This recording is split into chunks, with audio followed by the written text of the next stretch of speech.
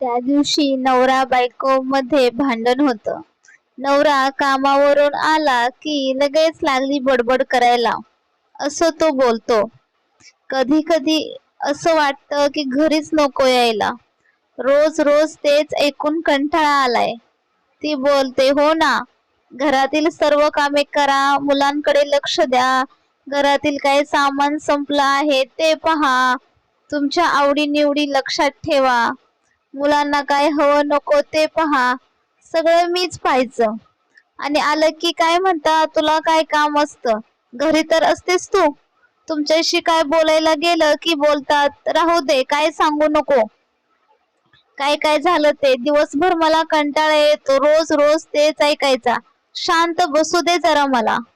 तो बोलतो, बर करत बस तू बडबड, मीच जातो बाहेर. असं बोलून तो रागात बाहेर जातो व त्याच्या मित्राच्या घरी जातो. मित्राची बायको त्याच्या मित्राच्या घरी माहेरी मित्राची बायको माहेरी गेलेली असते.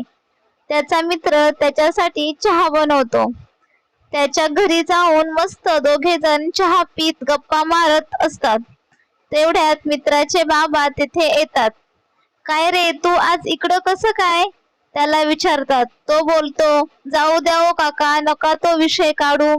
रोज रोजची बायकोची कटकट ऐकून डोकं दुखायला लागतं. मग विचार केला जरा निवांत बसू.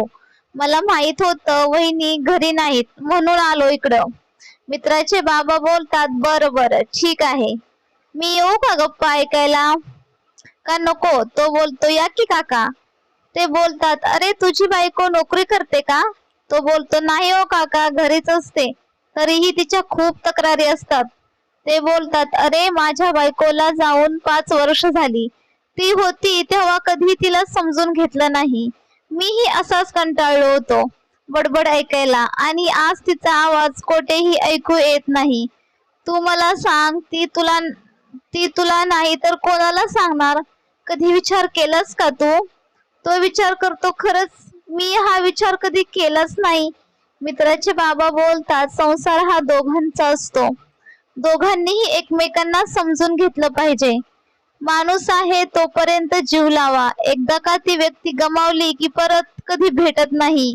बायकोला गमवायचं दुःख काय असते ते मला विचार. हे सगळं ऐकल्यावर त्याला तिथे 1 मिनिटही थांबू वाटत नाही.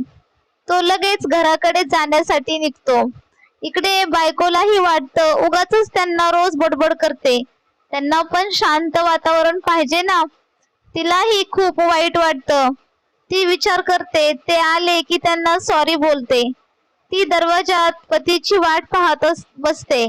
त्यालाही कधी घरी जाईल आणि सॉरी बोलेल असं होतं. तो दरवाजा उघडतो तर बायको तोंड बारीक करून बसलेली असते. दोघेही एकमेकांकडे बघतात. दोघांच्याही डोळ्यात एकमेकांबद्दल काळजी असते. ते दोघेही सोबतच सॉरी बोलतात. तो बोलतो, माझं चुकलं, मी तुला इतकं रागवायला नको होतं. ती बोलते, नाही माझं चुकलं, मीही तुम्हाला सारखी बडबड करते. दोघेही बघून हसतात आणि एकमेकांना समजून घेतात.